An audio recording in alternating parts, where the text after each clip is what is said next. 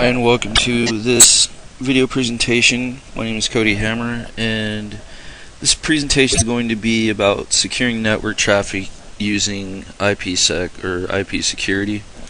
The programs I'm going to be using are Cam Studio, which allows me to record what I'm doing with my desktop, and it allows me to present the material in such a way that hopefully my audience will be able to understand it.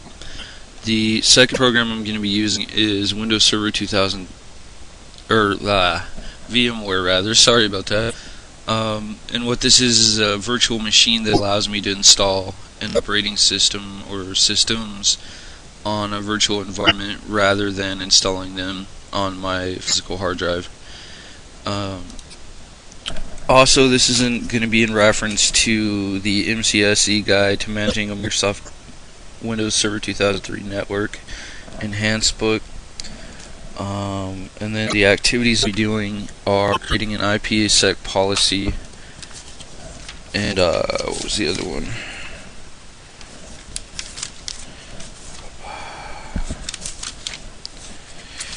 One second here. Assigning an ipsec policy and then creating my own personal policy.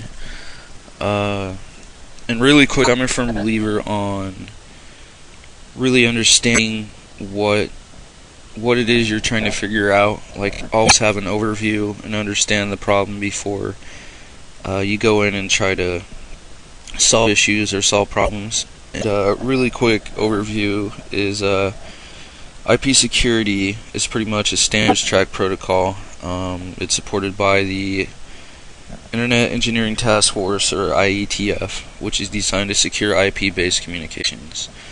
IPsec is mainly existent on the network layers of TCP/IP.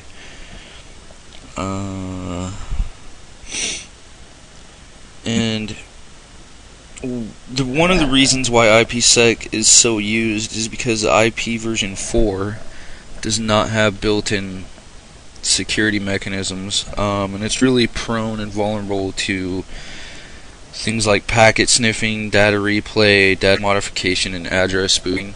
I'm not going to get too into detail as to how those work or what they are.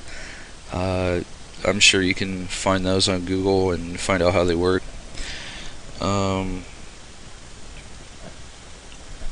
IPsec uses a couple of different methods to secure data. A couple of those methods are authentication, cryptography, and digital signatures. Authentication describes the process whereby the identity of the sender or creator is verified. Cryptography is the process of encrypting and decrypting messages and files to ensure that they are read only by the intended recipient or recipients. Some of the different types of cryptology are symmetrical, asymmetrical, symmetrical encryption, asymmetrical encryption, and hash encryption. Again, I'm not going to get too into detail on that to save time. I have a slow internet connection, and YouTube takes forever to upload that, so some of the other ways IPsec is used is digital signatures, which are ensure that a message has not been modified, and that it came from the actual sender and not somebody that's trying to gain access to the network or resources. That's a hacker.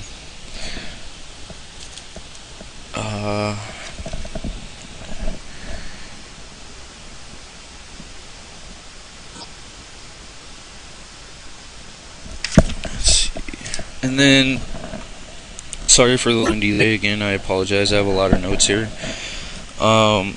When you enable IPsec, it's important to remember that in order for you to enable that, you have to choose the type of mode you want to use with IPsec. Those modes are AH mode, ESP mode, and transport mode. And again, you can research that on Google to find out more information about it, because there's just way too much information here on those three different types of modes. And then it also uses things like certificates, pre-shared keys, Kerberos, which is it's a authentication system used by Windows for access to network resources. And that's kind of the overview of it. Again, there's a lot more to it than that. I encourage you to use Google to your ability and to do some research on IP security, because it is a very, very important thing to use on a network, and it's really helpful to secure data and network resources. For this activity, like I said, the first activity I'm going to do is assigning an ipsec policy. And to get started with that, log into, if you have VMware, like I said, it's a really cool program. If you don't, and you have Windows Server 2003 on another server, they're both going to work the same way. So go ahead and log into your server as admin. Then we'll click Start. We'll go over to Administrative Tools and click Local Security Policy right there. From here, under the security settings, we're going to see IP security policies on the local computer, which is the last one on my list here. We're going to click that. In the right pane, which is over here, we're going to right click on Server Request Security. Click, I already did this activity before, so I'll go ahead and do it again, just for the purpose of this video. So click Assign,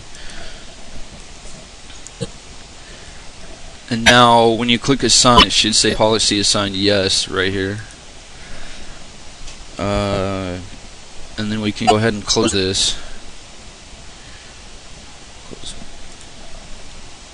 And we'll click Start, point to Administrative Tools, click Services.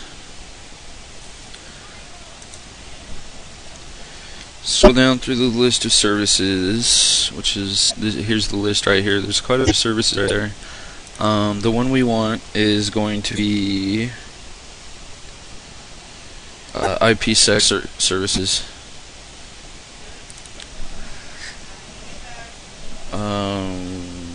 We'll right click on this, and then we'll go to Restart.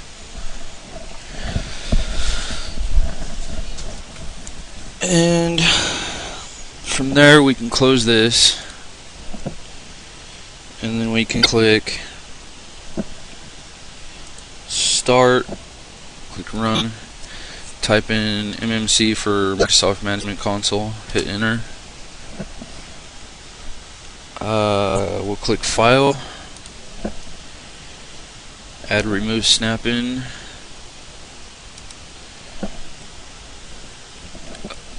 click Add, and then we'll add the IP security monitor by scrolling through this list right here and go to IP security monitor, click Add,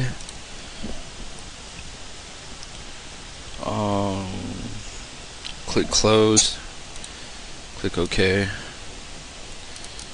and then we'll click on our IP security monitor, then we'll double click on our server. And then if you notice right here, let me maximize this, and I'll enlarge this for you guys too.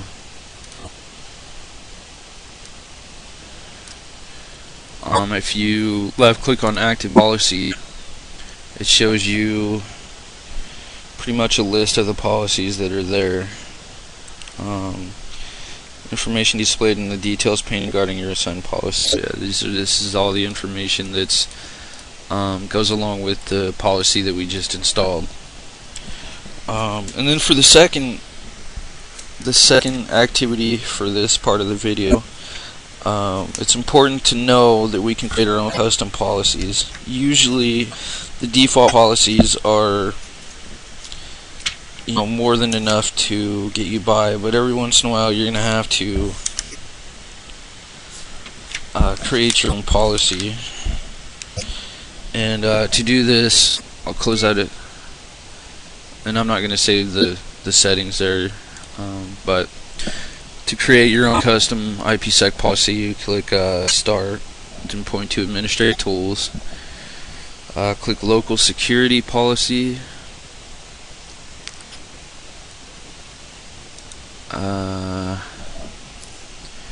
right click IP Security Policy,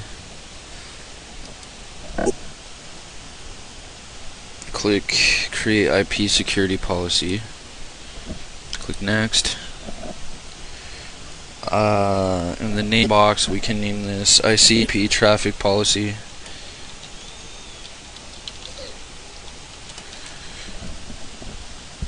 In the description we'll type Secure ICMP Traffic and click Next.